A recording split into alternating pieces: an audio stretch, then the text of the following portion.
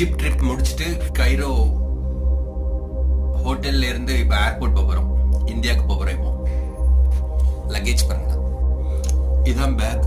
ஃபுல்லாக இருக்கு பேக். மிரர்ல தெரியுதா?